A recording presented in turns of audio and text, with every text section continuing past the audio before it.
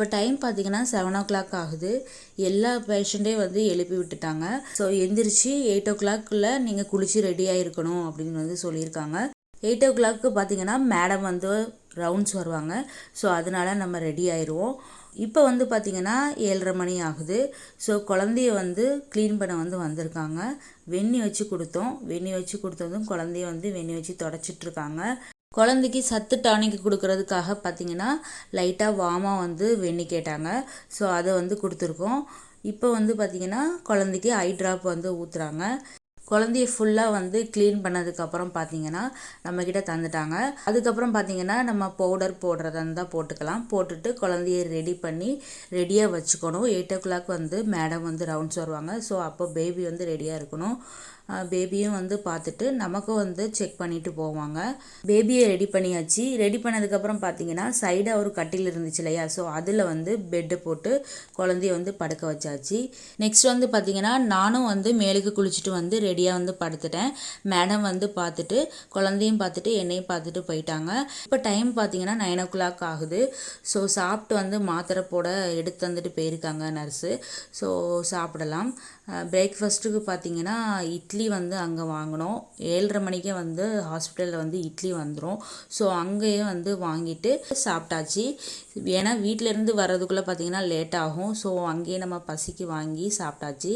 சாப்பிட்டதுக்கப்புறம் ஒரு 4 மாத்திரை போடணும் அப்படின்னு சொல்லிட்டு நர்ஸ் வந்து எடுத்து வந்துட்டு போயிருக்காங்க. ஸோ இந்த 4 மாத்திரையும் வந்து நம்ம வந்து போட்டுடலாம். ஹாஸ்பிட்டலில் பார்த்திங்கன்னா இந்த வேலைகள்லாம் நடந்துகிட்ருக்கு. வீட்டில் பார்த்திங்கன்னா வந்து மருந்து குழம்பு வைக்கிறதுக்கு மருந்தெல்லாம் வந்து வறுத்துட்ருக்காங்க. ஸோ இந்த ரெசிபி வீடியோ வந்து உங்களுக்கு வேணும்னா கண்டிப்பாக வந்து சொல்லுங்கள். நான் வீடியோ வந்து தனியாக செப்ரேட்டாக இதுக்கு வந்து ஒரு வீடியோ வந்து போடுறேன். எடுத்து வச்ச மசாலா ஜாமானை பார்த்திங்கன்னா நல்லா திரித்து வந்து வச்சுருக்காங்க. அதாவது கிரைண்ட் பண்ணி நல்லா பொடியாக்கி வந்து வச்சுருக்காங்க. இந்த பொடியில் தான் வந்து நமக்கு குழம்பு வந்து செஞ்சு கொடுத்துட போகிறாங்க.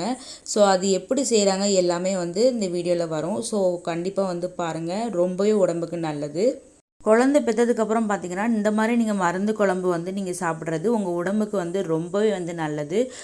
பாடி பெயின்லேருந்து நெக்ஸ்ட்டு பார்த்தீங்கன்னா உடலில் இருக்கக்கூடிய கழிவுகள்லேருந்து எல்லாமே வெளியே வந்துடும். பாடி பெயினும் வந்து உங்களுக்கு நல்லாவே கேட்கும். நெக்ஸ்ட் வந்து பார்த்திங்கன்னா பால் சுரக்கிற திறன் வந்து அதிகமாகும். குழந்தைக்கு பாப்பாவுக்கு வந்து பார்த்திங்கன்னா பால் அதிகமாக வந்து கிடைக்கும். ஸோ குழந்தை பெற்று பார்த்திங்கன்னா கண்டிப்பாக அடிக்கடி வந்து இந்த மாதிரி வந்து மருந்து குழம்பு வந்து செஞ்சு சாப்பிடுங்க. மருந்து குழம்பு செய்கிறதுக்கு பார்த்திங்கன்னா எடுத்து வச்ச தேங்காய், அப்புறம் கசகசா, பாதாம், அப்புறம் பார்த்திங்கன்னா 2 ஸ்பூன் மருந்து, இதெல்லாம் வந்து அரைக்கிறதுக்கு ரெடி பண்ணி எடுத்து வச்சுருக்காங்க. இது வந்து தேவையான ஜாமான். அதாவது வெங்காயம், நிறைய வெங்காயம் வந்து போடுவாங்க. நிறைய சின்ன வெங்காயம் சேர்த்துக்கோங்க, உடம்புக்கு ரொம்பவே நல்லது. நிறைய சின்ன வெங்காயம், அப்புறம் வந்து பார்த்திங்கன்னா நிறைய பூண்டு, அப்புறம் கொஞ்சமாக தேங்காய், ஒரே ஒரு தக்காளி, வெந்தயம், கொஞ்சம் கடுகு தாளிக்கிறதுக்கு, கருவேப்பிலை, ஒரே ஒரு பச்சை மிளகாய், 1 இல்லை 2 வேணால் உங்கள் காரத்துக்கு தகுந்த மாதிரி போட்டுக்கலாம். நெக்ஸ்ட் வந்து பார்த்திங்கன்னா அரைக்கிறதுக்கு பார்த்திங்கன்னா கொஞ்சமாக தேங்காய், கசகசா, மஞ்சள் தூள், அப்புறம் நம்ம எடுத்து வச்ச மருந்து, இதெல்லாம் போட்டு நல்லா வந்து அரைச்சிக்கிறாங்க. ஸோ அரைச்சி பேஸ்ட் பண்ணதுக்கப்புறம் பார்த்திங்கன்னா நல்லா அரைச்சி பேஸ்ட் பண்ணதுக்கப்புறம் பார்த்திங்கன்னா இந்த மாதிரி தான் இருக்கும். மருந்தை வந்து வேஸ்ட் பண்ணிடாதீங்க, கழுவி ஊற்றிடாதீங்க கீழே. கொஞ்சமாக தண்ணி ஊற்றி ஜாரில் நல்லா கழுவி மருந்தை வந்து எடுத்து வச்சுக்கோங்க. இப்போ வந்து பார்த்திங்கன்னா அரைச்சதுக்கப்புறம் இப்படி தான் வந்து இருக்கும் இந்த மருந்து. ஸோ இதை வந்து நீங்கள் தாளித்து நம்ம வெங்காயம், கருவேப்பிலை எல்லாம் எடுத்து வச்சுருக்கோம் இல்லையா, அதை வச்சு தாளிக்க போகிறோம்.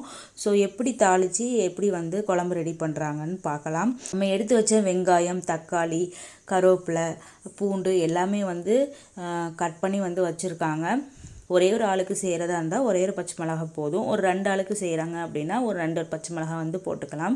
இப்போ வந்து பார்த்திங்கன்னா கடுகு, வெந்தயம் போட்டு நல்லா தாளிக்கிறாங்க. கடுகு, வெந்தயம் நல்லா பொரிஞ்சதுக்கப்புறம் பூண்டு, நம்ம எடுத்து வச்ச பூண்டு இருக்கு இல்லையா, நிறைய பூண்டு வந்து சேர்த்துக்கணும். எந்த அளவுக்கு வந்து நீங்கள் பூண்டு சேர்த்துக்கிறீங்களோ அந்த அளவுக்கு பால் உங்களுக்கு ஊறும்.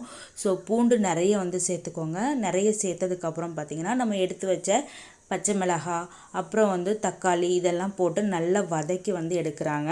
பூண்டு, தக்காளி எல்லாமே வந்து நல்லா வதங்கி வருது பாருங்கள். நல்லா வதங்கி வரும்போது பார்த்திங்கன்னா நம்ம எடுத்து வச்ச வெங்காயம் இருக்கு இல்லையா, அதை வந்து சின்ன சின்ன பீசஸாக வந்து கட் பண்ணி வச்சுருக்கோம். ஸோ அந்த சின்ன வெங்காயத்தை வந்து நம்ம சேர்த்துடலாம். ஸோ நிறைய வெங்காயம் போட்டிங்கன்னா டேஸ்ட்டு ரொம்பவே நல்லாயிருக்கும். நீங்கள் வந்து பத்திய சாப்பாடு சாப்பிட்ற மாதிரியே இருக்காது. டேஸ்ட்டு பார்த்திங்கன்னா சூப்பராக வந்து இருக்கும் இந்த மாதிரி செஞ்சிங்கன்னா. நெக்ஸ்ட்டு வந்து பார்த்திங்கன்னா தேவையான அளவுக்கு உப்பு வந்து போடுறாங்க வெங்காயம் வதங்கிறதுக்காக. ஸோ வெங்காயம் வந்து நல்லா வதங்கட்டும். வதங்கினதுக்கப்புறம் பார்த்திங்கன்னா தேவையான கருவேப்பிலை வந்து போடுறாங்க. கருவேப்பிலை போட்டு நல்லா வந்து கிண்டி விட்டுக்கிட்டு அது நல்லா வேகட்டும். இப்போ வந்து பார்த்திங்கன்னா இது வேகிறதுக்காக பார்த்திங்கன்னா மூடி போட்டு மூடுறாங்க. ஒரு 5 நிமிஷம் கழித்து பார்த்திங்கன்னா இந்த மாதிரி தான் இருக்கும். நல்லா வெந்துருச்சு. இப்போ வந்து நம்ம அரைச்சி வச்ச பேஸ்ட் இருக்கு இல்லையா, மருந்து பேஸ்ட்டு, அதை வந்து ஊற்றிக்கிறாங்க. அதை ஊற்றி உப்பெல்லாம் போட்டு நல்ல உப்பு கரெக்டாக இருக்கா அப்படின்னு சொல்லிட்டு பார்த்துட்டு மூடி வச்சிடுறாங்க. மூடி வச்சு கொஞ்சம் திறந்ததுக்கப்புறம் பார்த்திங்கன்னா எண்ணெய் விட்டு இந்த மாதிரி தான் இருக்கும். நம்ம போட்ட தேங்காய், கசகசா, பாதாம் இருக்கு இல்லையா, அது எல்லாமே சேர்ந்து தான் இந்த மாதிரி எண்ணெய் விட்டு அழகாக வந்து குழம்பு ரெடியாக இருக்குது.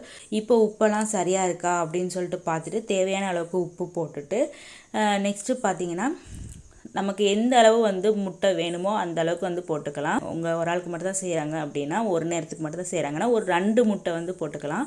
2 நாட்டுக்கோழி முட்டை வந்து உடச்சி வந்து ஊற்றுறாங்க. இப்போது உங்களுக்கு 4 முட்டை வேணும்னாலும் 4 முட்டை வந்து உடச்சி ஊற்றிக்கலாம். காலையில் ஒரு 2 சாப்பிடுங்க, நைட்டு ஒரு 2 சாப்பிடுங்க. முட்டை ஊற்றுனதுக்கப்புறம் பார்த்திங்கன்னா சிம்மில் வச்சு நல்லா மூடி விட்டுறணும். மூடி விட்டதுக்கப்புறம் ஒரு 5 நிமிஷம் வந்து நல்லா கொதிக்கட்டும். கொதித்ததுக்கப்புறம் பார்த்திங்கன்னா முட்டை நல்லா வெந்ததுக்கப்புறம் நீங்கள் வந்து அடுப்பை வந்து ஆஃப் பண்ணிக்கலாம். அடுப்பை ஆஃப் பண்ணதுக்கப்புறம் பார்த்திங்கன்னா குழம்பு வந்து இப்படி தான் இருக்கும். சூப்பராக வந்து ரெடி ஆயிரும். உங்களுக்கு மருந்து குழம்பு சாப்பிட்ற மாதிரியே இருக்காது, பத்திய சாப்பாடு சாப்பிட்ற மாதிரியே இருக்காது. சூப்பராக வந்து டேஸ்டான சாப்பாடு சாப்பிட்ற மாதிரி இருக்கும். ஸோ இந்த மாதிரி ட்ரை பண்ணி பாருங்கள். குழந்தை பிறந்ததுக்கப்புறம் இந்த மருந்து குழம்பு குறைஞ்சது பார்த்திங்கன்னா ஒரு 10 நாளாவது வந்து தொடர்ந்து சாப்பிடுங்க. ரொம்பவே வந்து நல்லது. இப்போ டைம் பார்த்திங்கன்னா 1 மணி ஆகுது. வீட்டிலேருந்து சாப்பாடு ரெடி பண்ணி கொடுத்து விட்டுட்டாங்க. இது வந்து பார்த்திங்கன்னா நம்ம மாமி ரெடி பண்ண குழம்பு தான். சூப்பராக எண்ணெய் விட்டு ரெடி ஆகிருக்கு பாருங்கள். பார்க்கவே வந்து நல்லாயிருக்கு, டேஸ்ட்டும் நல்லாயிருக்கும்னு நினைக்கிறேன். கூடவே பார்த்திங்கன்னா தொட்டுக்கு வந்து பருப்பு வந்து கொடுத்து விட்டுருக்காங்க. ஹாஸ்பிட்டலுக்கு வந்து சாப்பாடு கொண்டு வரதுக்கு பார்த்திங்கன்னா வாப்பாவோட சேர்ந்து அப்பாஸும் வந்திருக்கான். அப்பாஸ் சாப்பிடாம தான் வந்திருக்கான். ஸோ அவனுக்கும் சாப்பாடு ஊட்டி விட்டுட்டு நம்மளும் வந்து சாப்பிட்றலாம். எக்கு வந்து பார்த்திங்கன்னா சூப்பராக வந்து குக் ஆகிருக்கு. அப்பாஸுக்கு வந்து பசிக்க ஆரம்பிச்சிருச்சு பாருங்கள்.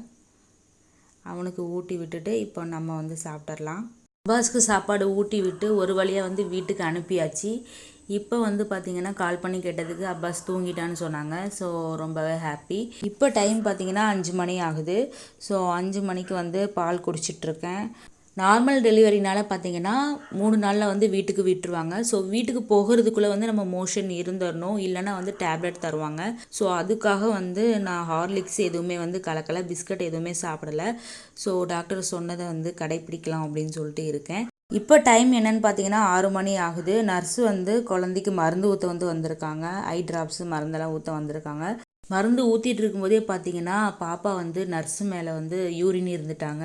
ஸோ அதை தான் திரும்பி வந்து என்கிட்ட சொல்கிறாங்க. இப்போ வந்து பார்த்திங்கன்னா பேபியை பார்க்க வந்து குட்டீஸ்லாம் வந்து நம்ம வீட்டு குட்டீஸ்லாம் வந்து வந்திருக்காங்க.